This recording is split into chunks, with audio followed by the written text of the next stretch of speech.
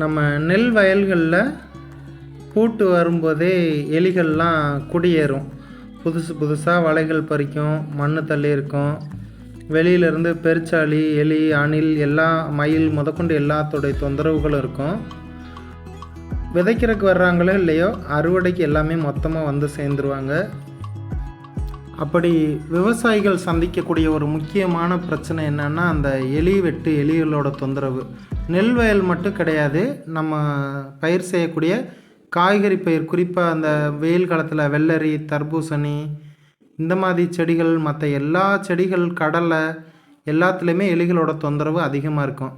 அப்போ நம்ம இந்த மாதிரியான பயிர்கள் செய்யும்போது நடவு செஞ்ச உடனே நம்ம மீன் அமிலம் தயாரிக்கலாம்.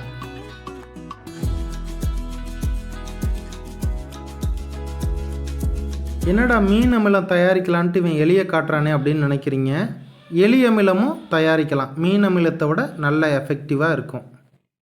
நம்ம வீட்டில் இருக்கக்கூடிய கடலை மூட்டைகளுக்கு ஜன்னல் வழியாக இவங்கெல்லாம் உரிமை கோரி வந்திருந்தாங்க. நானும் என்னென்னமோ வலையெல்லாம் அடைச்சி பார்த்தேன், ஒன்றும் கட்டுப்படி ஆகலை. சரின்னு இடுக்கி வச்சு பிடிச்சிட்டேன். ஒரு 2-3 எலி இருந்துச்சு, அதில் 2 எலியை தேர்ந்தெடுத்துக்கிட்டேன். ஒரு 300-350 கிராமுக்கு பக்கம் இருந்துச்சு. அதை விட கொஞ்சம் கூடுதலாக நாட்டு சர்க்கரை சேர்த்துக்கிட்டேன். இந்த எலிகளை நல்லா துண்டு துண்டாக வெட்டி அப்படியே அடுக்கடுக்காக வச்சாச்சு. டப்பாவை எடுத்துக்கிட்டு எலியை துண்டு துண்டாக வெட்டின துண்டுகளை உள்ளே போட்டு, அதுக்கடுத்தது நாட்டு சர்க்கரையை போட்டோம். திருப்பி மறுபடியும் லேயராக அடுத்த அடுக்கில் திருப்பி எலி துண்டுகளை போட்டாச்சு. அதுக்கு மேலே நாட்டு சர்க்கரையை போட்டாச்சு. வழக்கமாக நம்ம மீன் அமிலம் செய்கிறதுக்கு என்ன வழிமுறையோ அதே வழிமுறை தான், வேறு ஒன்றுமே கிடையாது.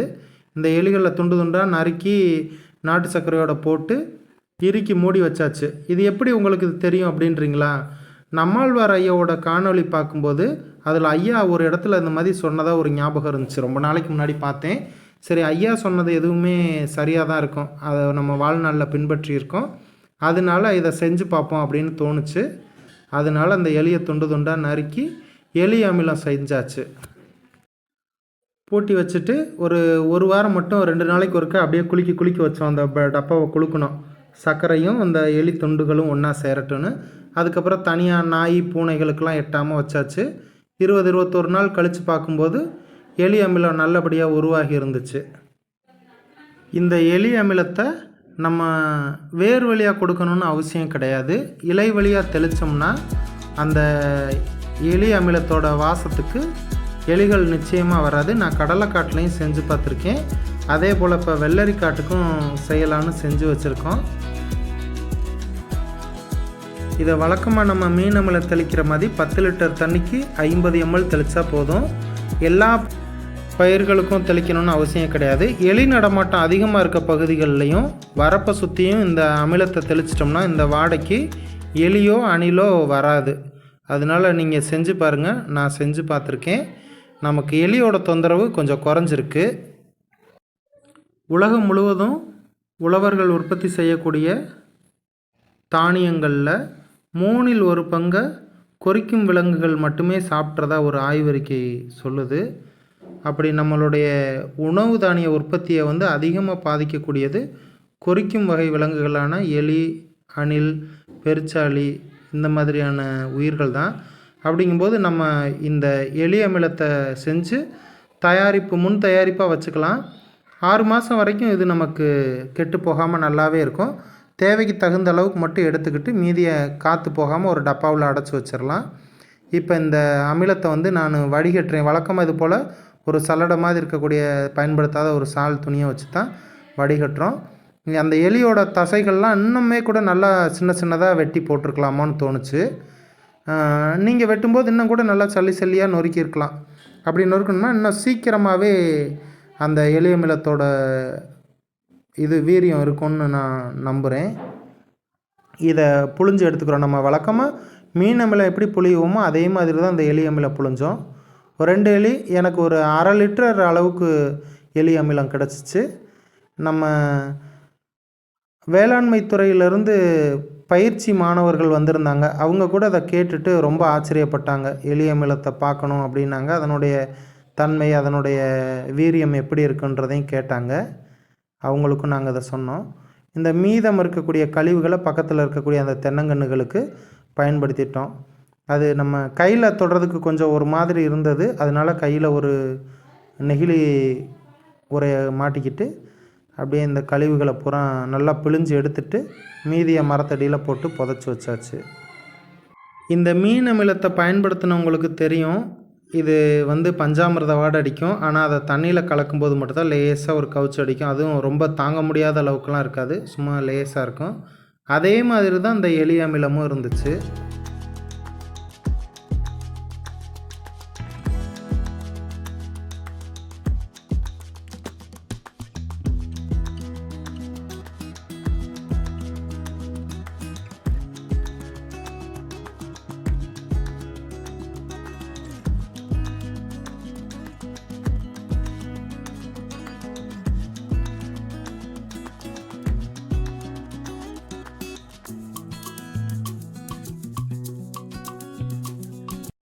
அந்த கழிவுகள்லேருந்து எலி அமிலத்தை பிரிக்கிறதுக்காக பெரிய டப்பாவில் ஊற்றி பிரித்தோம். அதை வடிகட்டி பிரித்ததுக்கப்புறம் அதை ஒரு சின்ன டப்பாவில் மாற்றிக்கிட்டோம். ஏன்னா அவ்வளோ பெரிய டப்பா நமக்கு மீன் அமிலம் புளியறதுக்கு வேணும். இது எலி அமிலம் குறைவாக இருந்தனால இதை சின்ன டப்பாவில் மாற்றி வச்சுருக்கோம்.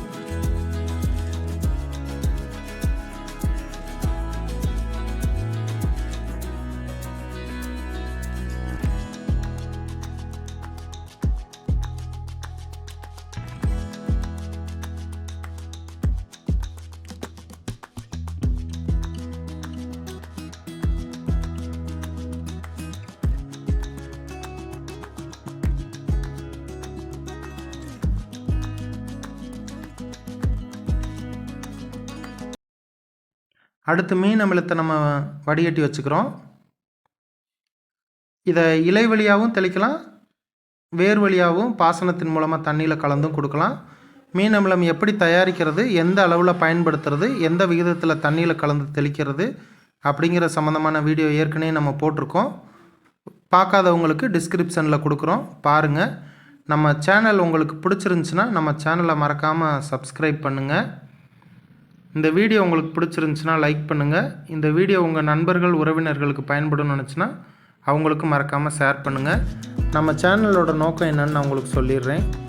நஞ்சில்லாத உணவுகளை மக்களுக்கு கொடுக்கணுன்னு ஐயா நம்மாழ்வார் சொல்லியிருக்காரு. அதுதான் நம்மளுடைய கனவு.